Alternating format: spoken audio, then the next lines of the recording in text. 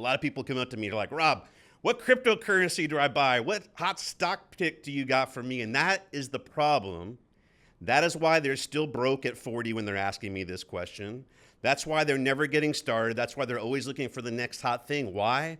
Because they have no fundamental basis to make these decisions from. Okay, so the first thing we need to do.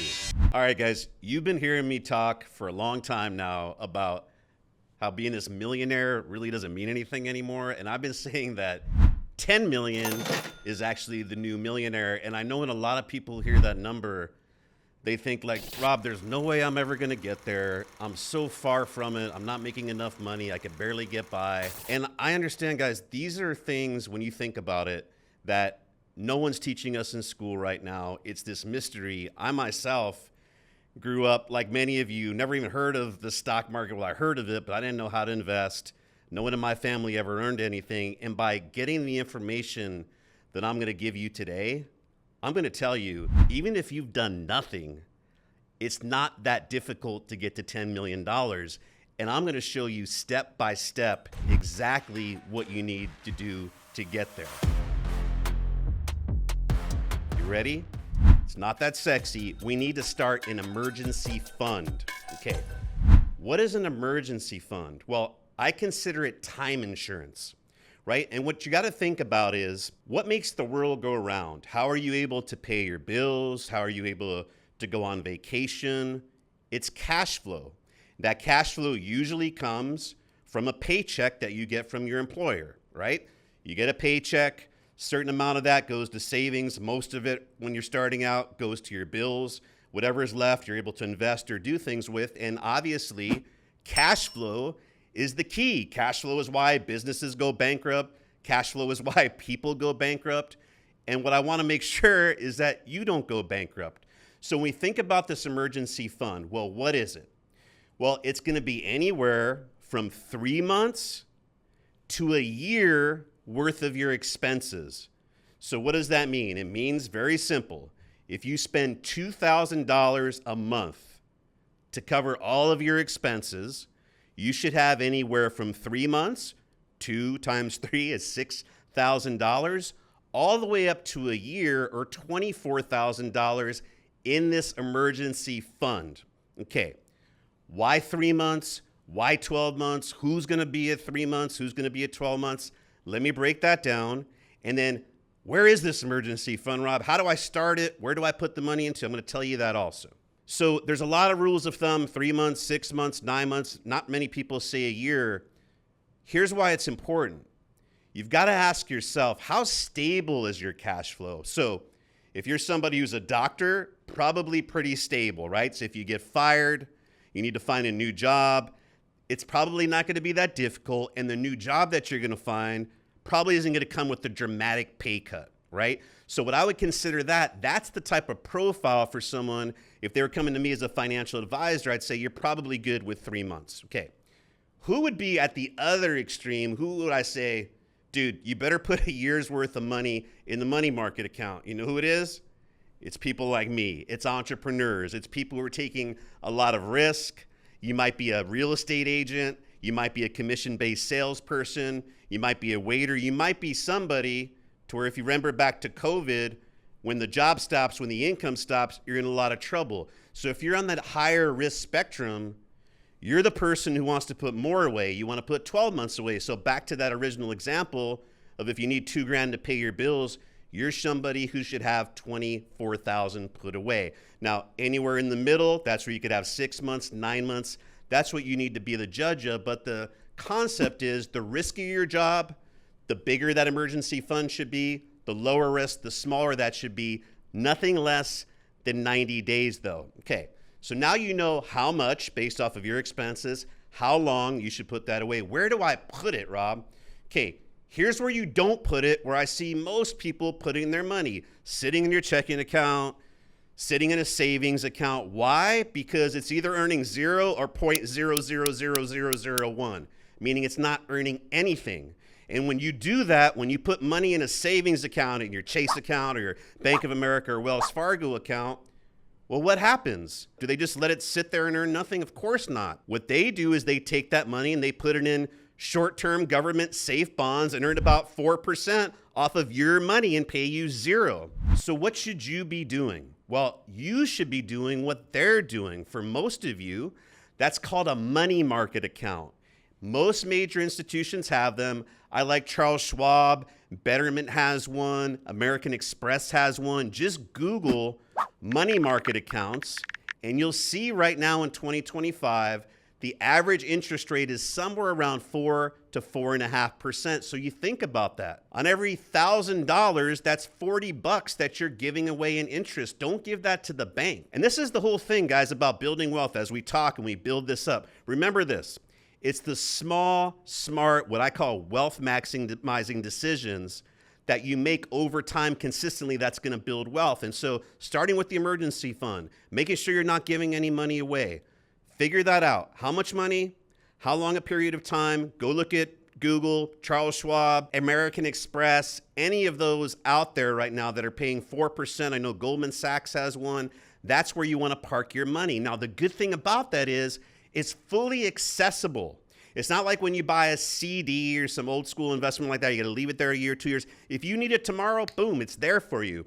And all of these, what I like my Schwab account, it links to where I use my checking account at Chase. Just move it back and forth. So anytime I have excess money, I don't want Chase making money off of me. I go ahead and I hit that transfer button over to Charles Schwab, put it there. While it's there, whether it's a day or 10 years, it's going to be earning that 4+%. And then when I need it to pay my bills, I just transfer it back and pay it.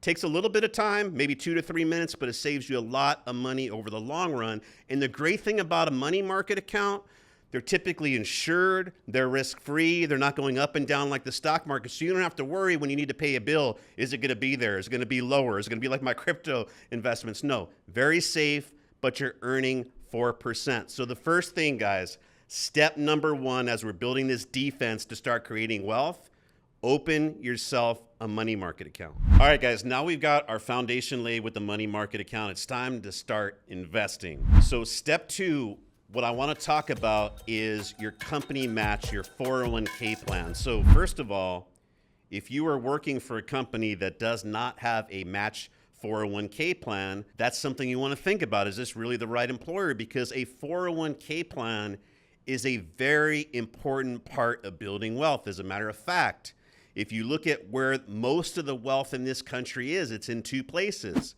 Number one, 401k plans, and number two, in their primary residence. Yes, their house. So if you take yourself out of that equation to become a millionaire and you don't have a 401k plan, which some people do, you are already off track. And a lot of jobs out there are going to offer you this. So if you've got two choices, do I go work over here and make $50,000 a year with no match on my 401k? Or do I go to the next place and make the same amount of money but get a match? Yes, you should be choosing the second option, a company with a 401k match. And so let's talk about that. What is a 401k plan? What is a match? What does this do for you? Why is it important? Well, a 401k is a pre-tax plan, meaning before you pay tax on those dollars, like when you get a paycheck right now, you notice some of those taxes that come out. Well, anything that you put in the 401k is going to be before that. So there's a benefit there. You're not paying any tax on those dollars. Those go into an investment account. Now, most 401k plans will have what's called a target date fund, a deferred account where they're going to automatically put that into some type of investment. Now, typically, the younger you are, the more aggressive that is. So you'll have more in stocks, for example. The older you are, it's going to be a little bit more conservative, so maybe more in bonds during that period of time. But as a 401k investor, you always have options to make some changes in that. But let's just talk about people who are just getting started, whether you're 20 or even 40 and you haven't done anything, you still have a lot of time. You probably want to be more in stocks during that period of time. Now, here's the thing, though. Let's just say you're making $80,000 a year. If you make $80,000 a year and you defer 5% of your salary, that's $4,000 a year, a little bit out of each paycheck that would go away, go into this account, and at the end of the year, it'd be $4,000 that came out of your pay.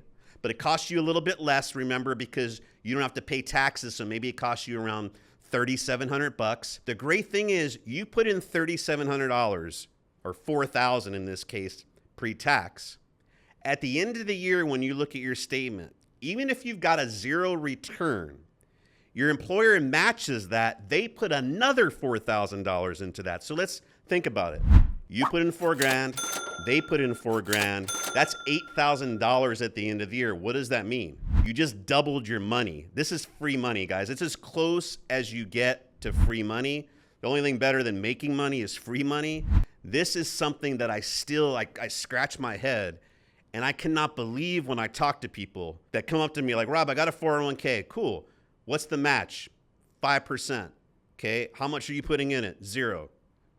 Why would you do that? Why would you take an opportunity to get free money, 100% return on your account, and not do it? That's why you need to do this, guys.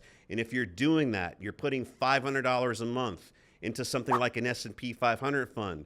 Within 20 to 30 years, you will easily have $1 million plus by just doing this one thing. It's very, very simple. So step 2, your 401k with a company match, whatever it is they match, 3, 5, 8, if you're lucky enough to get 7 or 9%, make sure you're doing that, because look, this one thing, by the time you retire, will definitely, if you're investing in stocks, have you $1 million plus without even thinking about it. The other great thing about a 401k, guys, let me tell you about this. When I tell people to go and make investments, the hardest thing for them to do, just like being on a diet or going to the gym, is what? Actually doing it. Having the money hit your account, then have to write a check out to Charles Schwab or E-Trade, whatever it is you're investing at, Fidelity. And you know what normally happens when I tell people to do that? Yeah, nothing. The cool thing about this is it automatically comes out of your paycheck. You never see it. It goes right into these investments. And every single person that does this looks at it 3 years later, or 4 years later, like, I can't believe I have this much money. And you didn't even think about it. You didn't even miss it. Okay? Step 2, get that 401k going. Make sure you're using your company match. You got your emergency fund. You're starting to invest in that 401k, which has already get you to $1 million plus by the time you get to retirement. What is the next thing you need to do? This one, I cannot tell you how important it is, and it's one of the main reasons that this country continues to go backwards. We're consumers that are not only spending money on a bunch of crap, we're doing it by borrowing and putting it on our credit cards and paying 22, 25. I just saw somebody who had 31% interest on their credit card. And what does that do? It paralyzes you. It prevents you from making investments. It prevents you from doing anything you need to do to get ahead. And so the only reason I didn't put this as number 2 is because if you've got that 401k match, that's 100% return. But I'm going to show you now how you can get yourself a 25% guaranteed rate of return. And no matter what anyone tells you, I have never seen a safe investment that's going to give you a guaranteed 25% rate of return, except paying off your credit card debt.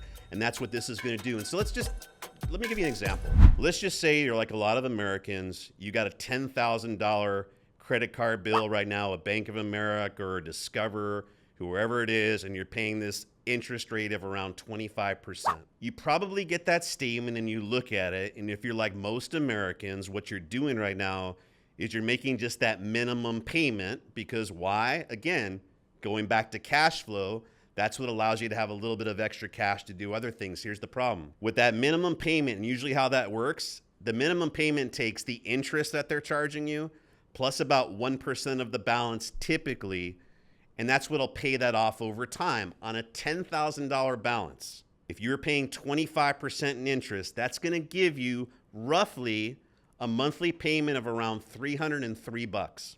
Okay, you pay that $303 every month for the $10,000 in crap that you bought. How long will it take you to get that down to 0? 30 years. So for 30 years, you're going to be paying $303 on the vacation you took that you couldn't afford, or the present that you bought your girlfriend or boyfriend or wife or husband that you probably shouldn't have. And it's going to take you 30 years to finance to get that to 0. Now, let's just use an example going back to the S&P 500, which everybody can invest in. Symbol VOO is one ETF for free. You don't have to think about it. 500 largest companies in America. It performs at about 10% over a long period of time. Let's just say Instead of paying for the crap that's probably worthless or you forgot about now, you took that same $303, you went to Vanguard, put it in their ETF. What would that look like in 30 years?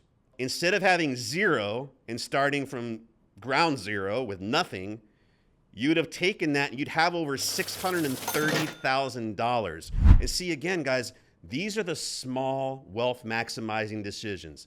Taking our 401k, just avoiding a little bit in credit card debt. We've already gotten ourselves up to almost $2 million without having to think about anything, without having to make hundreds of thousands of dollars. These are things I've seen people retire, guys, in my business that we call the middle class millionaires with $3-5 million that never even made more than $100,000, but they followed these simple steps that you're getting right now. So if you want a guaranteed 25% rate of return, if you want some financial freedom and the ability to do other things, avoid the poor decisions of putting things on your credit card, if you've already done it, let's start chipping away and paying that off. What I like is something called the avalanche strategy. So if you've got multiple credit cards that add up to this $10,000, like many people do, take a look at your statement. They're going to have the effective interest rate that you're paying.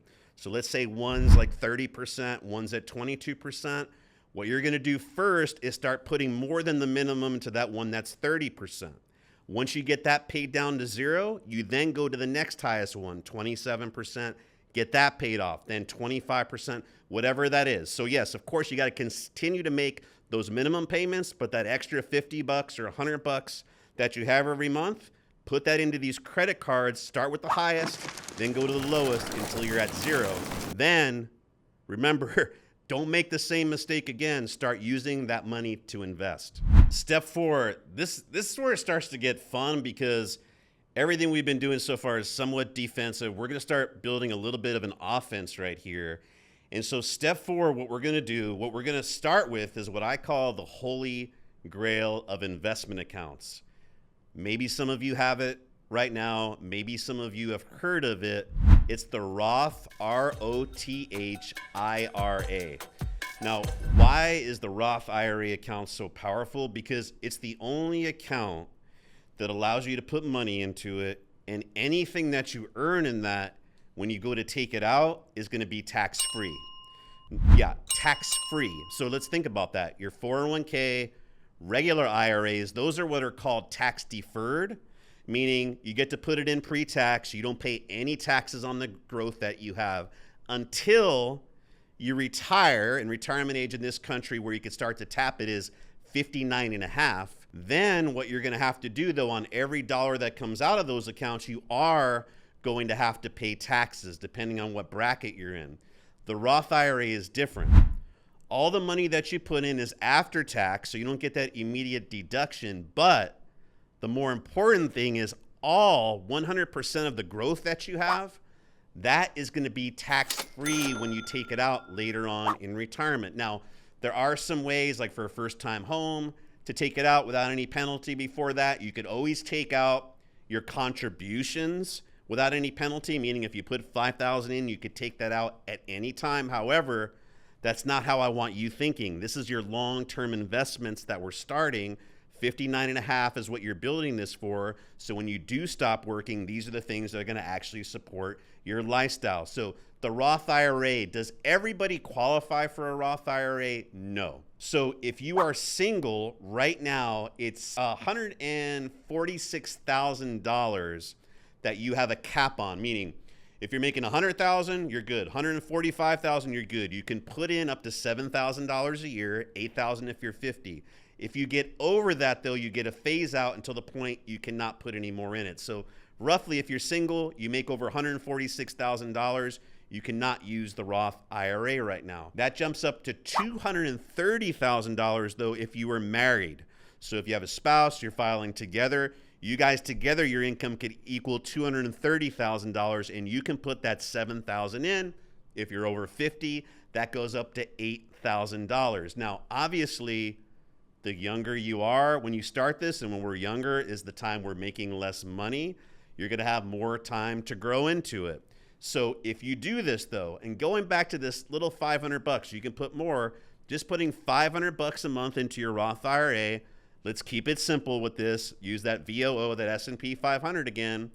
30 years out. So if you're 30, 40, when you're 60 to 70, which is retirement age, you're going to have another $1 million. We got $1 million plus in our 401k. We got $1 million plus now in our Roth IRA that's tax-free because we're not doing stupid debt decisions. We're close to another $1 million a year now. So you see, by just being what I call the average, informed, financially literate, not someone who's making multiple hundreds of thousands of dollars a year, but making small, smart, wealth maximizing decisions, we've already gotten ourselves very close to $3 million a year, where the average person's retiring with 60 grand. Why? Because they never had this information. They never implement it. They never use the discipline. So let's just throw one other thing on there, though, which is kind of cool and it's relatively new. A lot of people aren't talking about it.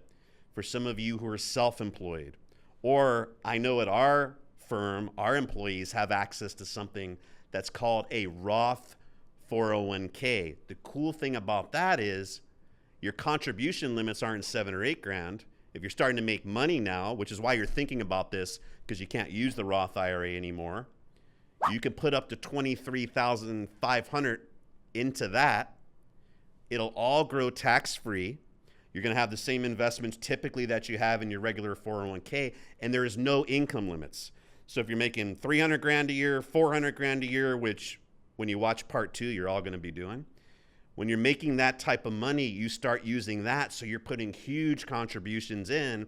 If you're putting 23 grand a year, guys, into a Roth in your 40s, Roth 401k, remember what I told you $500 does. It's not $1 million, it's multiple millions of dollars. So that's the goal, is to try to get to that Roth 401k. If you're self-employed, you entrepreneurs out there, start thinking about that. If not, talk to your employer about how do we get access to this Roth 401k. But in general, on this step, after you've got the emergency fund, after you've done that 401k match, after you have no credit card, we're starting to play offense, and we're doing it in the smartest account that you can do it.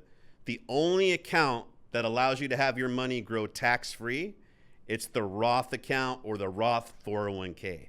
Step 5, are you ready? There's this group of people in America that has 40 times the net worth of the average American. Yep, 40 times the net worth of the average American. I gave you a little bit of a hint earlier of the middle-class millionaires, the 2 things that they did. And I said the first thing is they maxed out their 401k. If you remember, what I also said is they're homeowners.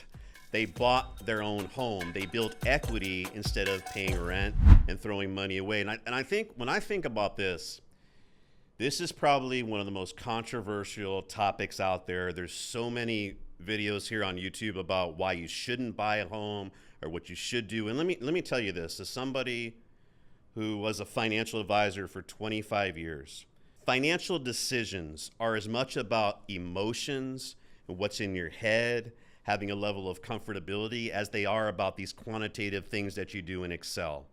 And let me tell you, the people that I was able to help get to retirement, or even prior to retirement, that were able to get their home paid off, the sense of well-being, the sense of security, the stress that they were able to get rid of because that they had that home paid off was insurmountable. And let me also tell you this. We're starting to build wealth. We're investing for retirement. Why? So we can get there and live the life that we love, that we've created, without having to stress, without having to work and push carts around at Walmart when we're 80 years of age. Well, think about what we said at the beginning. It's all about cash flow, and it's managing your cash flow.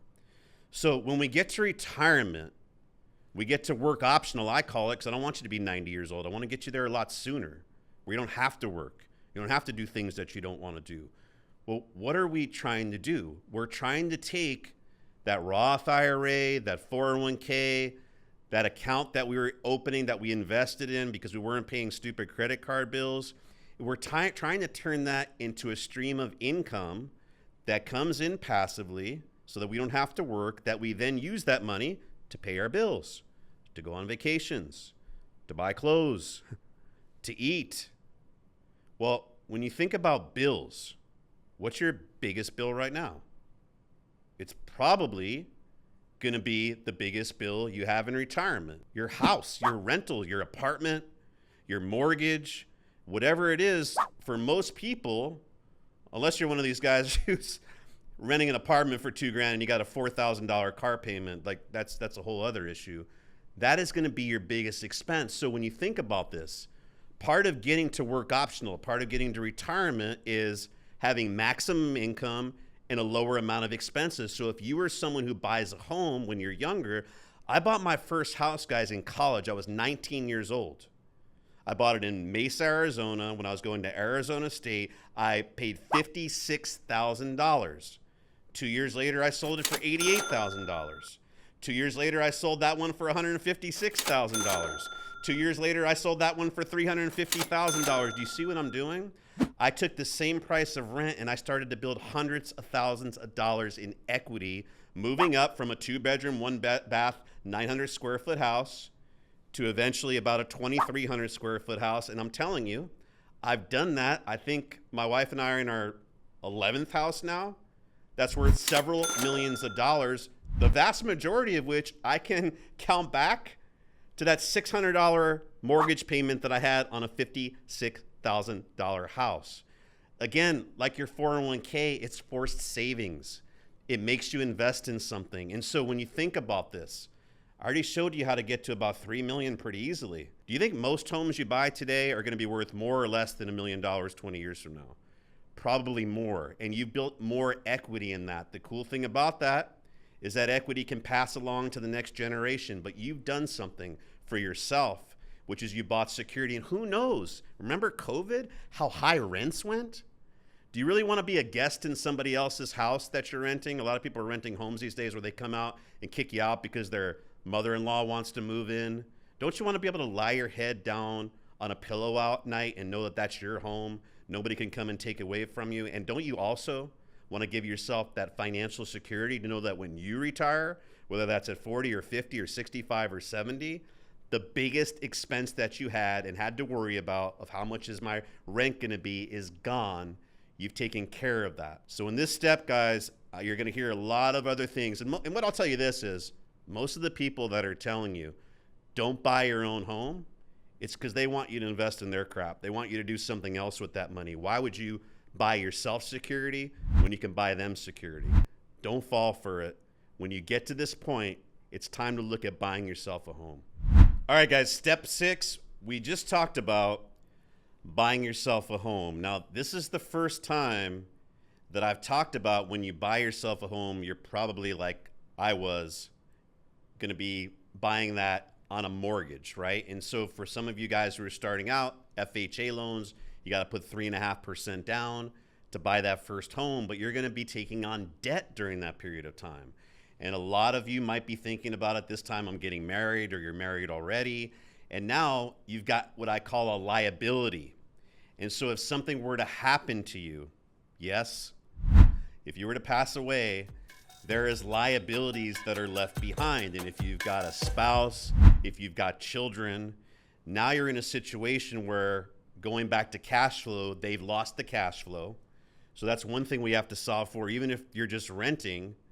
Now, if your wife or husband is left behind with a kid or 2 kids and they have all these bills but half of the income, this is where I see a lot of problems. This is where I see things derail. This is where things, as a financial advisor, I saw a lot of sad stories of people that came to me that didn't have life insurance, that when their husband or their wife passed away, who was a co-breadwinner and they were counting on, or a sole breadwinner to pay their bills, they're forced to sell things, move back in with their parents, and do things that they never should have had to do if they use this one thing, which is buying life insurance. And now, look, life insurance, again, just like buying a home, there's so much information on the internet about it.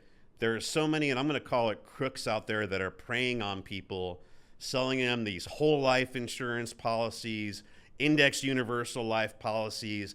They're telling you all these things about how you build cash value. I told you guys how to build cash value. It's in the Roth, tax-free. It's in paying off credit card debt. This whole idea of the wealthy using life insurance, throw that away. What life insurance is about is keeping you in the game. It's protecting your family. It's making sure if you get hit by that proverbial bus, that your wife doesn't have to go work 3 jobs or your husband doesn't have to work 3 jobs and they're not able to see your kids. Like, that's what this is about. And if you were somebody who's taking on debt, your family is dependent on your income, and you do not have life insurance, it's reckless. It's not right. And so what type of life insurance should you buy? How much do you need? I'm going to tell you everything you need to know, and it's going to be really quick. There's only one type of life insurance you need to buy. It's term life insurance. Why is it called term life insurance? Well, there is a period of time in which that's effective. The typical term is anywhere from 10 to 30 years. The most common I see is 20 years. Why a 20-year term? Well, think about what I just said.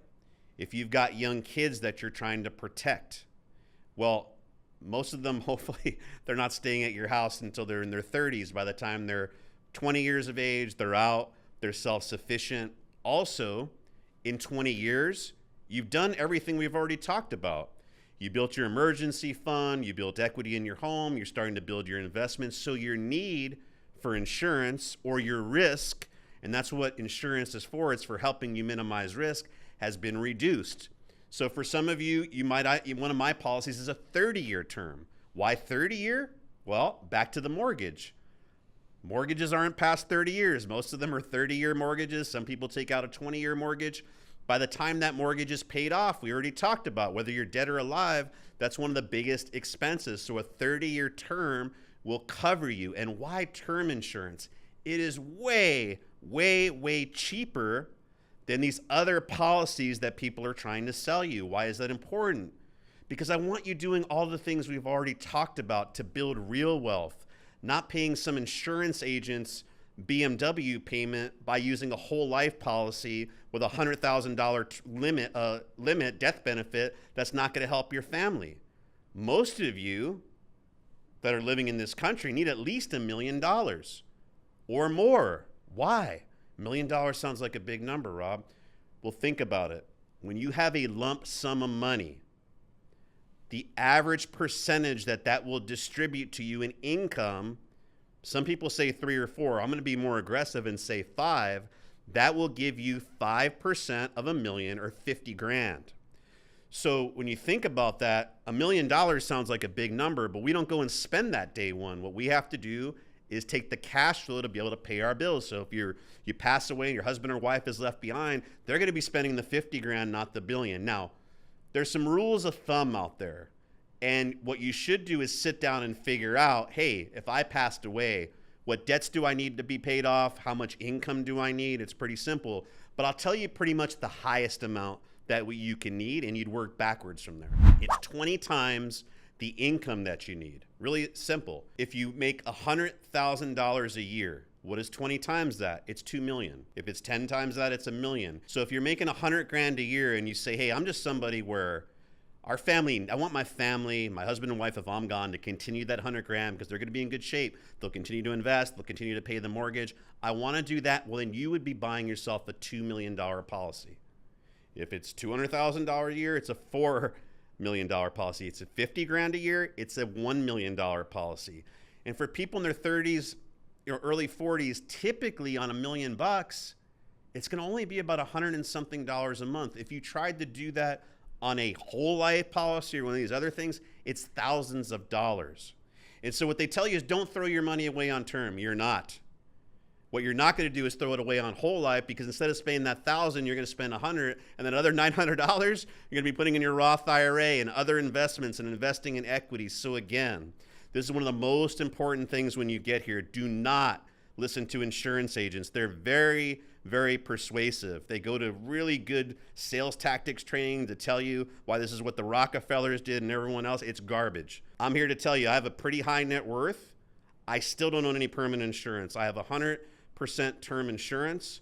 And so if you're somebody that's worth millions and millions of dollars, is there a case to be made for some of those policies later on? I'll talk about that later. But for 99% of you out there, this is the step where you need to make you get yourself a term life policy. Go online, get a quote anywhere they're easy. Just make sure they're an A plus rated company. The death benefit, when your family gets it, it is tax-free. So if it's $1 million or $2 million, it goes to them right away when you pass away. No taxes are paid on that. This is the step. Make sure you take care of your family. Buy yourself a term life insurance policy. All right, guys, so let's recap where we're at so far. We started with our emergency fund. We then went and did our 401k match. We went and we started ourselves paying off this horrible, horrible debt to give ourselves some freedom. We used those debt payments to invest. We then did the Roth IRA, which we said is the holy grail if you guys are lucky enough. You went and you did that Roth 401k that we talked about. After you did that, you went out and bought yourself a home. You're starting to build equity there. And then we just talked about making sure we're protecting some of this. We're playing a little bit more defense again at this stage. And we bought ourselves a term life insurance policy. So you see, it's really not that hard. We just started this path I've already given to you. If you do this for 20 years plus, even if you're 50, there's no excuse. 70 is still pretty young. 70 is like the new 60. You're on a path right now to where you're going to be worth $3, $5, $6 million. You protected yourself so if something happens to you, your family isn't left working at Walmart eating cat food. So you become a good person. You feel good about what you're doing. And we didn't do anything crazy. We just talked about investing in like the S&P 500. We talked about paying off credit card debt. We talked about buying a home. We talked about making smart decisions. And we are so far ahead. And we put ourselves already on a path to get ourselves into that 1%. Okay, now that we've done those things, this is really where we start to shift gears. And in the next episode, we're going to shift even further and starts talking about not 5 to 10 million, but 100 million. I mean, that's a little preview, $100 million net worth. But here's how we get you to that 10 million. Okay. At this point, you've got a little bit of extra money. We haven't already really talked about we're maybe talking about putting $1,000, $1,500 a month away. Let's start to say now you're making that first job where you're $90,000, $100,000 a year, and you're at a point, or between you and your spouse, where you could start putting a couple $1,000 more away, or $500 more a month, or a little bit more a month. Well, let's talk about that. We're going to put $500 a month away. Now we know we've taken care of, let's talk about all the basic things. We're already on a pretty good path, the $3 to $5 million bucks. We're starting to feel really good about our future. Now's the time where I start saying, let's play for not ordinary lifestyle, but let's play for the lifestyle we really want. You know, my financial advisory firm, what I used to do with clients, I would say, okay, come in and tell me right now all of your expenses, the lifestyle you have right now, do that. But then what I would also say is, my goal though is to get you to your ideal lifestyle. So maybe it's not exactly the house you want to be in. Maybe you really want to travel first class every once in a while. What's the life where you said, wow, if I had this lifestyle, I would really love it. And so then I'd have them write that down. And so we would always solve for two things. And this is kind of what I'm suggesting that you guys do right here. I already put you on a path to be near the top 1%, $3 to $5 million bucks. You're so far ahead of everyone else already. But if you want to get to that next level towards that $10 million range, here's what you need to do. Again, we're not going to do anything esoteric. We're not talking about investing in cryptocurrencies. We're going to go back to now investing. And yes, one of the ways I've seen people make the most money, one of the ways I've made money on passive investing, we'll talk about active investing later, is investing in equities. What are equities? Stocks. Now, this is the first time we're going to talk about considering something other than the S&P 500. Okay, so what we're going to be doing here is opening up a taxable brokerage account. And what is that? It's just an account that you open. You can open it as an individual. You could open it as a joint couple, husband and wife, that open this account. Again, we use Charles Schwab. My wife and I use Charles Schwab. That's where I don't get paid from Charles Schwab. Charles Schwab, if you're listening, we'd love to talk to you. But look, Charles Schwab is easy. It links to your regular accounts, very safe and secure. They have great online investing, and you have access just to about anything you want to do inside of your brokerage account with the click of a button. Now, here is where we're going to talk about investment knowledge. And I always say nobody cares more about your money than you do. There's so much free information out there right now to invest in yourself and learn about investing, that I'm going to give you something that's a little bit more sophisticated, but not that much. Okay. So when you open this first account, and let's say you've got another 500 bucks you want to start putting into this. We're not putting it into the S&P. And I already talked about that 500 turning into $1 million at 10% over 30 years in the S&P. What if we start looking at something a little bit different? This is something where, if you're like me, some of my clients, you might start looking at individual stocks. And those are the ones that you hear the stories of Amazon and Google, that people put 10 grand in them. Tesla, in the late 90s, they're worth millions of dollars now from that one $10,000 investment. These are what I call life-changing investments. The S&P 500 is going to be a life-securing investment, but we're now starting to shift gears to where now we want to start making life-changing investments. Why? Because we've already secured life-sustaining investments. And so here we could take a little bit more risk, and if something doesn't go right, again, this isn't the type of risk where we can lose everything. Some meme coin where we don't know what we're doing, or some speculative penny stock where it can and probably will go to zero, but incrementally more risk. And so what I would do is I'm going to give you an example. And again, all of this are examples. This is not financial advice. I'm not telling you to go and buy any of these things. But what I do want to do is give you an idea. What the idea is, I'm going to go back to Vanguard. I like Vanguard. Same thing as Schwab. I don't get paid for it. It's cheap.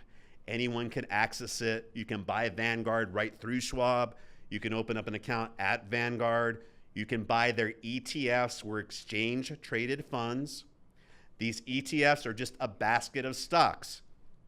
They could be a basket of the S&P 500, which is 500 stocks in that basket of the largest US companies, or they can be a basket today of just about anything. There is thousands and thousands of ETFs. There's more that are coming every day. What they allow you to do is buy one ticker symbol, like I said, VOO. So you put your money in, you buy that ticker symbol, and when you buy that one symbol for, let's say, 100 bucks or 500 bucks, if it's the S&P, you get 500 stocks, or if it's another ETF, you're going to get a basket of those types of stocks. There's ETFs where you can buy retail stocks. So you'd buy an ETF where it's Walmart and Costco and Amazon. There's ones where you could buy energy stocks. So you get Chevron and ExxonMobil and some of those companies. There's ones for marijuana stocks. There's ones for anything you could think of. What I would talk about, though, is what am I investing in? What do I think is the way of the future? What do I think is not going away anytime soon? And again, this is just an idea of what you should start to think about for life-changing money. Not too risky. If you look at Vanguard, go to Vanguard.com. There's a search function. What I want you to do is type in V as in Victor, G as in George, T as in Tony. Take a look at what it's done for the last 10 years. 22%. Okay. These are a basket. This is the Vanguard Technology Index Fund. You own NVIDIA, you own Microsoft, you own Google, you own Amazon, you own Palantir, you own Tesla. You own the companies that are changing the economy. And let me tell you, as somebody who has managed money for some of the wealthiest people in the world for over 25 years, and somebody who started in the market in 1998, which for those of you who remember was the tail end of the dot-com bubble, was also the point in time where you could have bought Amazon, Google for pennies on the dollar, but everyone was too scared and they didn't know about this internet thing. Well, artificial intelligence, if you haven't heard, is changing this economy, and it will be the biggest opportunity most of us will ever see in our lifetime. Bigger than the internet, bigger than anything to come. Now, there's some robotics companies, AI companies, but if you want to keep it simple, and you can find ETFs for those, VGT is going to give you some of the biggest companies that are going to be playing this. And if it even continues to do what it's done, let's just see, obviously it could do less, but just trying to, again, give you guys an idea of how to think and what you should be doing. I told you, if you got that 500 bucks over 30 years in the S&P at 10%, it got you to where? $1 million. Well, in this high octane account, let's just say You put this 500 bucks into VGT, and it just did what it's done over the last decade in 30 years and compounded at 22%. What do you think that would be? Well, maybe it'd be 2 million, Rob, because you told me 500 turns into a million. This is about double. No. That would compound to $11 million from that investment. And so why is this important? Because compound interest is one of the most amazing things out there. Small incremental moves from 10% to 11%, 11% to 14%, from putting 500 bucks to just 510 bucks. Back to what I said, these small wealth maxing decisions, these small incremental, consistent, disciplined moves build wealth. And if you did that with just 500 bucks over that period of time, there's $11 million. Plus the 5 to 6 million we already had, that's a $16 million net worth. Now, if we did half of that or a third of that, you can see what I'm talking about, guys. This path to $10 million isn't as scary as many people think it is. It's not as crazy as many people think it is. And I'm here to tell you, and hopefully now by watching this, $1 million, a millionaire is not what it used to be. A 10 millionaire is what a millionaire used to be. And a 10 millionaire isn't something you need to make 5 or 6 or 800,000 or $1 million a year to be. It's somebody who basically just follows these rules that I already gave you and is disciplined. And most of the time, guys, I'm talking about actually, if you look back, putting in under what the maximum Roth contribution is, putting in under what the max 401k contribution is, not paying 25% credit card debt. These are middle-class millionaire moves that everybody can make. And so when you look at this, guys, this is a very simple step-by-step process with a clear trajectory towards a $10 million net worth. And it's not about finding the next hot cryptocurrency. It's not about some internet scam where send me $1,000 and I'll give you $10,000 in return. It's not about building other people's dreams. It's not about get rich quick. It's about educating yourself. It's about financial literacy. Unfortunately, it's about things that they should be teaching in 5th or 6th grade that they're still not teaching in universities. I don't know why this is the case. I have my suspicion. It might be intentional, right? If they keep you uninformed, uneducated, what if everybody was a multimillionaire? What if everybody can make their own decisions? What if everybody was financially free? And we didn't have to listen to the nonsense, and we didn't have to worry about politicians, and we didn't have to worry about what the next handout was because we already secured the future for our family. Don't you think the world would look a little bit different? What I'm going to get into in the next part 2, is now that we've built this, and I told you it's not that hard, I showed you it's not that hard, and we've already started the path towards exponential wealth, not sustainable wealth. I'm going to start giving you some of the tips and tricks that I've used, that some of the ultra wealthy are using in terms of tax breaks, in terms of how to start your own business, in terms of how to get equity in other businesses. These are what I would call maybe the more advanced strategies. But really, guys, I was never that great in high school. I figured all these things out. When I figured them out, they changed my lives. And then my mission, so that you guys know, is to improve the lives of 1 million people through financial literacy and entrepreneurship. And that's what this episode is about. That's what the next episode is about. But I can't get to 1 million people unless you help me get there. This show is about giving you the tools and the power and the information to not only change your life. The cost of this tuition, it's not free. The cost is I need you to pay it forward, and I need you to pay it forward by please subscribing to this channel. And not only subscribing to this channel, I know everyone tells you subscribe to my channel. It does help. It gives visibility. It's not free, guys, to put on this information. We got to pay to put this content out there. I want to do more content. I want it to be better. I want to give you more information. I want to bring you better guests. I want to give you everything you need on this channel to change your life. The important thing is I need you to pay that forward. I need you to share this with somebody else. And if you watch this, I'm telling you, it's not that hard. It's not that much information. It's strict discipline, yes, but it's simple step-by-step actions. If you show this to a high school student, someone getting out of college, you could put someone on a path to changing their lives. Let's start with yours and then start with other people next. All right, guys, thanks for watching this episode of The American Capitalist. Stay tuned for the next episode where I show you how to get to $100 million.